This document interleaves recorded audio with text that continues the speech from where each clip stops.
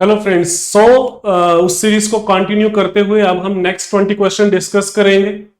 So let us start. So with reference to the social reformist in modern India consider the following statement. Swami Vivekananda recherished the Mool Shankar as Dhyanand Saraswati with the task of spreading Vedic knowledge. Okay, now see, you might have known there was one reform movement that was Arya Samaj. So, Arya Samaj जो है वो that has been started in 1875 by Swami Dhyanand Saraswati. So, original name of Swami Dhyanand Saraswati was Mool Shankar. And who was the guru of Mool Shankar? He was Swami Vivekanand. So the first statement is correct. That is Swami Vivekanand recherished the Mool Shankar as Dhyanand Saraswati with the task of spreading Vedic knowledge. So this statement is correct. Number 2, Swami Dhyanand Saraswati made karma, siddhant, rebirth, brahmacharya, sannyas as the 4 pillars of his philosophy. So Arya Samaj की philosophy क्या है? आर्य समाज की जो philosophy है it depend upon the Vedic knowledge. Vedic knowledge पे depend करती है। आर्य समाज का स्लोगन क्या था? Go back to the Vedas.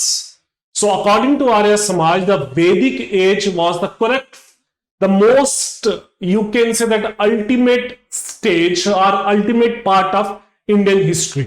So the second part is also correct. Swami Dhyanand Saraswati was the first to give the call for Swaraj. So Arya Samaj पहला समाज था जिसने स्वराज टर्म यूज की.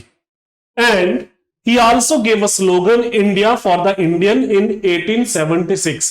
बाकी आर्य समाज की जो सबसे बड़ी कंट्रीब्यूशन क्या है? In the field of education. Arya Samaj के संस्थापक हैं स्वामी दयानंद सरस्वती. उन्होंने किताब लिखी, उस किताब का क्या नाम था? Satyarth Prakash. So all the statements are correct. Okay. Number next. Why did Mahatma Gandhi never return to Sabarmati Ashram where he started the Salt March or Dandi March in the then Bombay province? Salt March और दांडी मार्च कब start हुआ? Civil disobedience movement कब start हुई? 1930 से 34. 1930 से 34 तक जो है आपकी सिविल डिसोबीडियंस मूवमेंट आपकी स्टार्ट होती है. और ये कहां से स्टार्ट होती है? साबरमती आश्रम से नियर बाय द दांडी मार्च को स्टार्ट होती है. कब स्टार्ट होती है? इट स्टार्टेड ऑन 12th मार्च. 12 मार्च को स्टार्ट होती है और 6 अप्रैल को जो है साल्ट लॉ ब्रेक किया जाता है. व्हाई डिड गांधी ने क्यों नहीं रिटर्न किया? There is only one reason, that is the B answer. He had decided not to return Sabarmati till the independence was India, till the independence for India was obtained. There is no other reason. He had taken a pledge. He took a pledge कि भाई जब तक आजादी नहीं मिलेगी वो साबरमती आश्रम जो है वो नहीं जाएंगे. ओके. और उन्होंने एक नया आश्रम जो है वो आपका जो नया आश्रम में शिफ्ट हो गए थे. Okay. Number 23. With reference to the tribal uprising of the colonial India, consider the following statement regarding the Birsa Munda. Birsa Munda की, यार मुंडा जो अपराइजिंग है, मुंडा अपराइजिंग जो आज की डेट में आपका झारखंड या छोटा नागपुर प्लेटू वाले रीजन में हुआ, उसके क्या कारण थे? He created a faith called Birsait as a challenge to the religious conversion activities of the British and their operation of the tribal community. This is correct answer. He joined the Sardar movement for the land and the rights of the tribal. Again this is the correct movement. ये कहां start हुई? Eastern India में start हुई. तो बिरसा मुंडा जो है he was a very popular leader. He was a very popular जो है लीडर. संथल अपराइजिंग स्टार्ट हुई थी. कब हुई थी? 1899 में. Who was the leader of Santhal uprising? Birsa Munda. The states of Chhattisgarh, Jharkhand were created on his birth anniversary in 2000 in recognition of his contribution to the national freedom struggle. No doubt Jharkhand जो है वो create हुआ था किसकी वजह से? To celebrate the birth anniversary of Birsa Munda. But as far as Chhattisgarh is concern और as far 3 स्टेटें क्रिएट हुई थी 2000 में, छत्तीसगढ़, झारखंड एंड उत्तराखंड. छत्तीसगढ़ और उत्तराखंड की यहां तक बात है, it was due to the socio political reason. Socio political और इकोनॉमिक रीजंस की वजह से हुआ था। So that this statement is not purely correct, so this statement is wrong. ये स्टेटमेंट पूरी तरीके से ठीक नहीं है। हाँ, अगर सिर्फ झारखंड होता then it was correct. Okay, then he spearheaded the demonstration against the Britishers with his the most famous tribal movement, that was the Munda rebellion. Munda rebellion कब हुआ था? 1899 में। So the first statement is correct, second statement is correct and the fourth statement is correct. So first, second and fourth statement is correct. Okay, the places such as Serampore and Tranquebar in the 17th century India are known for which of the following? सेरमपुर आपको पता होना चाहिए, सेरमपुर कलकत्ता में है। ट्रैंक्यूबार जो है वो तंजौर तमिलनाडु में है, और ये दोनों जो है डच सेटलमेंट थी। Okay, so these are, sorry, Dutch not Dutch settlement, this is a Danish settlement. Okay, Denmark की सेटलमेंट थी। These were the places where British East India Company set up the printing press. No, it is wrong, इनका इसके साथ कोई लेना देना नहीं है। This statement is correct, that is the Danish East India Company जो 1616 में स्टैब्लिश हुई, and by the end of 1845 they handed over all their settlement to the East India Company. East India Company ने इसको बिल्कुल complete तरीके से purchase कर लिया, and Dutch Danish East India Company या डेनमार्क ईस्ट इंडिया कंपनी जो है, it came to an end. Why it came to an end? Because the Danish were more interested in the religious activity rather than the commercial activities. Okay, so the correct answer is, that is B. Okay, number next, consider the following statement. The interim government was officiated immediately after the Shimla plan 1945.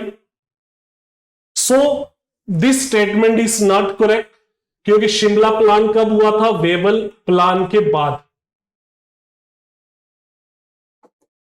1945। Interim government कब बनी? 1946 में। So this statement is wrong. B R Ambedkar was the first law minister, again wrong. Who was the first law minister? Jogendra Nath Mandal. He was the first law minister in the interim government. So this statement is also wrong. The interim government functioned under the presidency of the British Viceroy. This statement is correct. So only one statement is correct. That is the three statement. The statement number 3. तो interim government 1945-46 में interim government बनी थी, जिसमें Lord Wavell was the president, Nehru was the vice president. Okay. Then question number 26, with reference to the religions of India, consider the following statement.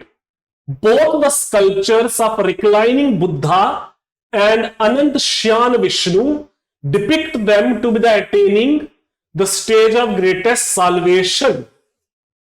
Now see, this statement is wrong, क्योंकि जो reclining Buddha है वो बुद्ध की illness को represent करता है, वो last stage को रिप्रेजेंट करता है, वो महापरिनिर्वाण को रिप्रेजेंट करता है। So this statement is wrong.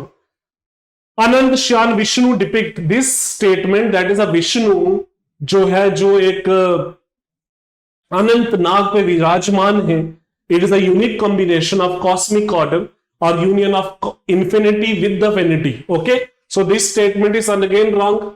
The Avadhan Shatak have stories connected with Buddha and Mauryan king Ashok. The Nirvan Shatak have the stories connected to the Buddha. So again this statement is wrong, क्योंकि जो अवधान शातक है उसमें सिर्फ बुद्ध की बारे में stories हैं, ना कि मौर्यन किंग के बारे में, और निर्वाण शातक में जो है विष्णु के बारे में स्टोरीज हैं, ना कि बुद्ध के बारे में स्टोरी है। So this statement is again wrong. Buddha was included as an avatar of Lord Vishnu during the reign of Shungas. Again wrong. Buddha को विष्णु का 9th अवतार जो है वो पुराणों में बोला गया है, ना कि शुंगा और पोस्ट मोरियन टाइम पीरियड में। So all the 3 statements are wrong. तो क्वेश्चन क्या है? नॉट करेक्ट स्टेटमेंट कौन सी है? तो तीनों जो है स्टेटमेंट जो है वो क्या है, वो गलत है। Okay, then question number 27, consider the following statement with respect to Kanheri caves. Kanheri caves एक बॉम्बे में जगह है, बोलीवरी, ठीक है, मुंबई में, नियर मुंबई। ये फर्स्ट सेंचुरी से लेके लगभग 9th सेंचुरी एडी तक जो है ये बनाई गई है। So there are more than 100 Buddhist caves, so this statement is correct. They are deeply nestled or nested within the Sanjay Gandhi National Park. Again, this statement is correct. These are the part of Ajanta Buddhist cave. No, these are not part of the Ajanta Buddhist cave. क्यों? क्योंकि Ajanta Buddhist केव जो है वो दूसरी तरफ है, वो Aurangabad district में है, ये बोलीवरी डिस्ट्रिक्ट में है। Okay, so only 1 and 2nd statement जो है वो सही है। So correct answer is a. Okay, then question number 28, consider the following statement regarding the market reforms of Alauddin Khilji. So Alauddin Khilji जो है, he was one of the greatest ruler of Delhi Sultanate. Alauddin Khilji का जो time period है that was 1206 से लेके 1220 तक जो है ये अलाउद्दीन का जो है वो टाइम पीरियड है। नॉट एग्जैक्टली 1206, ये सल्तनत का है। अलाउद्दीन खिलजी का जो टाइम पीरियड है दैट वाज 1206 से 1220 तक जो है अलाउद्दीन खिलजी का जो है वो टाइम पीरियड है। अलाउद्दीन खिलजी के टाइम पीरियड में जो सबसे इंपॉर्टेंट चीज हुई that was the market reforms of Alauddin Khilji. Alauddin Khilji के जो है वो मार्केट रिफॉर्म सबसे पॉपुलर थे। Alauddin Khilji fix the prices of all commodities, that is the correct statement. A controller of the market known as Shahnai Bandi, intelligence officer Barid और सीक्रेट सिपाहीस मुनियान ये अपॉइंट किए गए। Again it is a correct statement. The grain merchants were placed under the shehnai Mandi, so this is also the correct statement. So तीनों statement जो है that is correct. Okay, so तीनों statement correct से I beg pardon, ये जो अलाउद्दीन का जो time period है ये 1206 नहीं है, 1206 से लेके 1290 तक जो है that was the time period of slave dynasty, और 1290 से लेके 1320 तक जो है that was the time period of you can say that the Khilji dynasty. और इसमें 1296 से 1316 तक जो है that was the time period of Alauddin Khilji. Okay, that was Alauddin का जो है वो टाइम पीरियड यही था। ओके, सो ये आप थोड़ा सा चेंज कर लेना, दिस इज ये गलत है। ओके, तो अलाउद्दीन खिलजी का टाइम पीरियड क्या है, 1296 से 1316। Okay, now the question number 29, that was the Aligarh movement. Aligarh movement 1870s में स्टार्ट हुई, प्रिसाइजली 1875 में स्टार्ट हुई Aligarh movement. It was started by Sir Syed Ahmad Khan. Very correct. It was the creation of provinces. It was for the creation of provinces within the Muslim majority and gradually for the separate sovereign nation. So this statement has nothing to do with the Aligarh movement. Aligarh movement का एक ही purpose था, Muslim community में socio economic और educational reforms लाना। Okay, so this statement is wrong. Sir Syed Ahmad Khan was against the Congress and thought that Congress is not ready to rule the India. So this statement is right. क्योंकि जब कांग्रेस की formation हुई and Sir Syed Ahmad Khan with the Raja Shiv Prasad of Banaras, they created an organization to counter the political activities of the Congress, that was United Patriotic Association. So only 1 and 3rd statement is correct. Okay, number next, with reference to Battle of Buxar, पहले बात करते हैं battle of Buxar कब हुई। Battle of Buxar हुई 1764 में बंगाल के नवाब के बीच में और अंग्रेजों के बीच में। बंगाल का नवाब था मीर कासिम का साथ दिया Shuja-ud-Daula, he was the Nawab of Awadh with Shah Alam जो है he was the Mughal emperor Shah Alam second. So तीनों ने मिलकर ब्रिटिश गवर्नमेंट के खिलाफ जो है वो वार लड़ी, but all were defeated in the battle of Buxar. Okay, now let us start the statements. The East India Company was led by Hector Munro, very correct. After winning the battle the British East India Company gain supreme control over administration. That is both statements are correct, क्योंकि battle of Buxar के बाद Lord Clive जो है वो settlement करने के लिए आया और ब्रिटेन और बंगाल में जो है वो ड्यूल गवर्नमेंट जो है वो स्टैब्लिश किएगी, तो जिसकी वजह से ईस्ट इंडिया कंपनी ने निजामत राइट्स और दीवानी राइट्स दोनों हासिल किए। So the both statement is correct. Okay, then which of the following statement is not correct? कौन सी स्टेटमेंट करेक्ट नहीं है? The style of Tutinama, Tutinama जो है it was the earliest work of the medieval India, illustrated work था, ठीक है, illustration थी, और a kind of a photo album थी मुगल एम्पायर की। Okay, the style of Tutinama is far more developed and refined then that of Hamzanama. तो हमजानामा जो है ये अकबर के टाइम पीरियड में आया, ये पहले था, but the statement is wrong because Hamzanama was more refined. तो जो स्टेटमेंट जो है वो उल्टी लिखी हुई है, तूतीनामा रिफाइंड नहीं है, हमजानामा ज्यादा रिफाइंड है। Okay, so this statement is not correct. Okay, during the period of Bahadur Shah Aurangzeb के बाद आया 1707 के बाद। There was a revival of the Mughal painting after the neglect shown by the Aurangzeb. So this statement is correct, ये statement correct है, क्योंकि औरंगजेब के time period में जो आपका जो कल्चरल एक्टिविटीज है वो थोड़ा सा बैक स्टेप में चली गई थी। Okay, so there is only one answer, that is a statement number 1। Okay, then 32, during the first half of the 20th century, first half of the 20th century का मतलब है 1900 से लेके 1950 तक, 1900 से लेके 1950 तक। विच ऑफ द एग्रीकल्चर स्टैग्नेटेड था और डिटोरेटेड था इंडिया में? उसके रीजंस क्या है? Zamindar in the zamindari areas fail to invest in land and relied on the rack renting. This statement is correct, ये स्टेटमेंट सही है। Money vendors and merchants again they were negative, had a negative impact. Use of pro technology in the field of agriculture. तो सारी statement जो है वो बिल्कुल correct है। और इसका ओरिजिन जो है ये क्या था? ये ब्रिटिश एम्पायर के टाइम पीरियड में था, क्योंकि नॉर्थ और ईस्टर्न इंडिया में क्या था? That was permanent zamindari settlement, Ryotwari settlement जो है that was Madras and Bombay presidency में, और महलवारी सेटलमेंट जो है वो नॉर्दर्न इंडिया में था।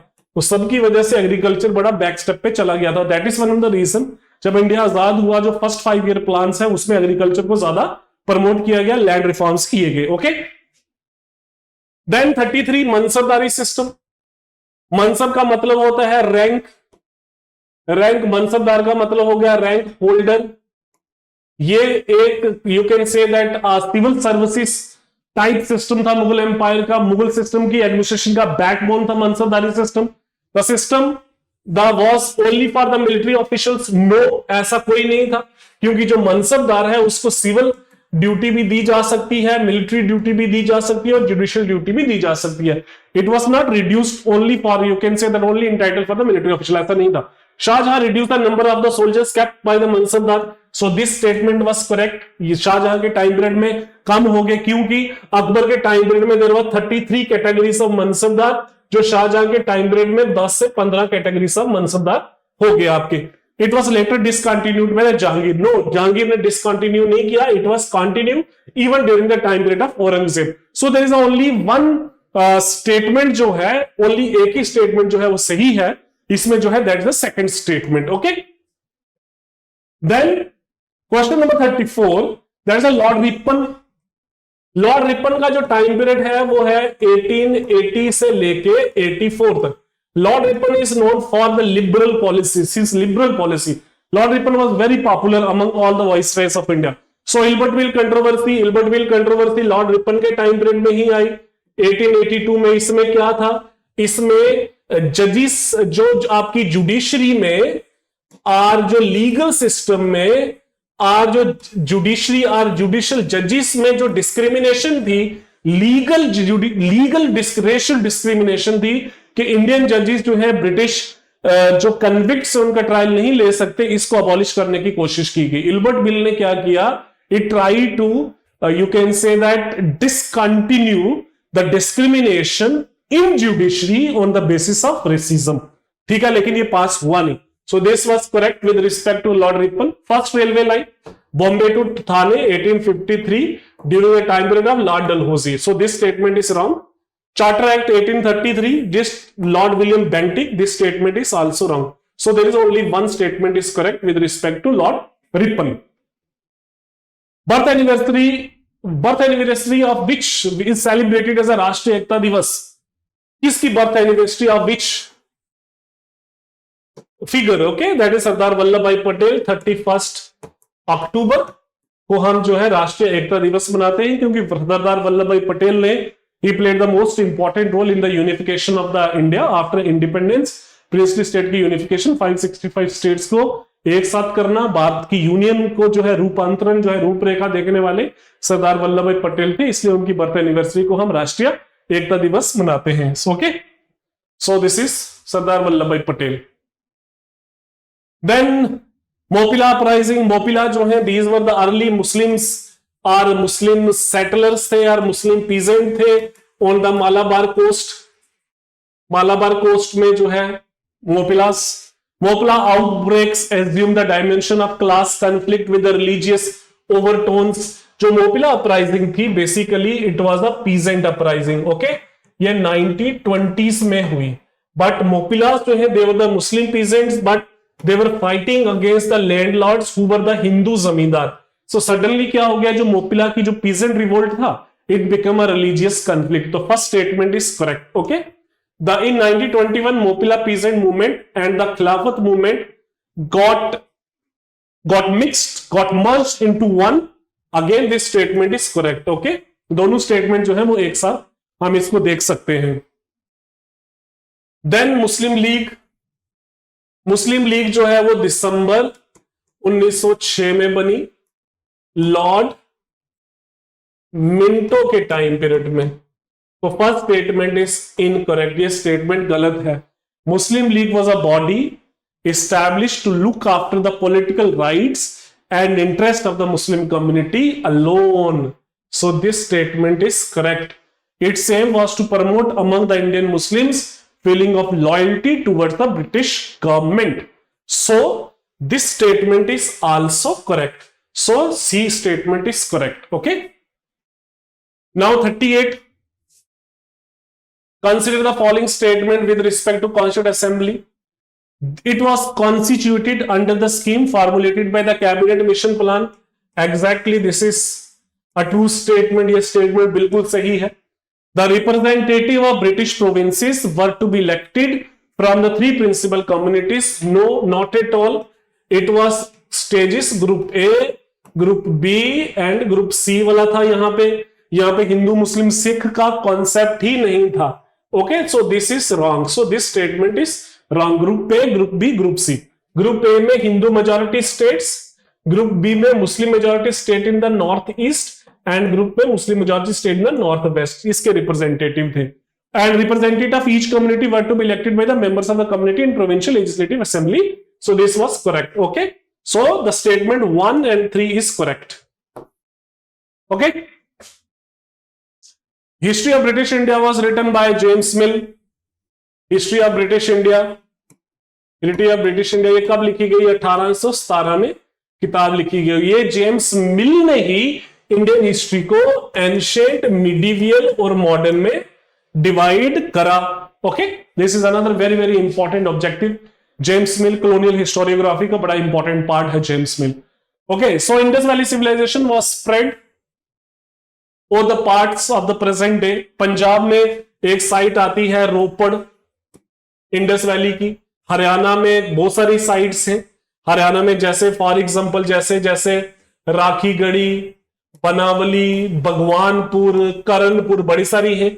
सिंध में आपकी आ गई दैट इज मोहनजोदाड़ो, चानोदाड़ो. बलोचिस्तान में मेहरगढ़, गुजरात में लोथल, धोलावीरा, राजस्थान में कालीबंगन. सो सारी स्टेट जो है इंडस वैली सिविलाइजेशन को रिप्रेजेंट करती हैं. So this is again a class, a lecture of 20 questions.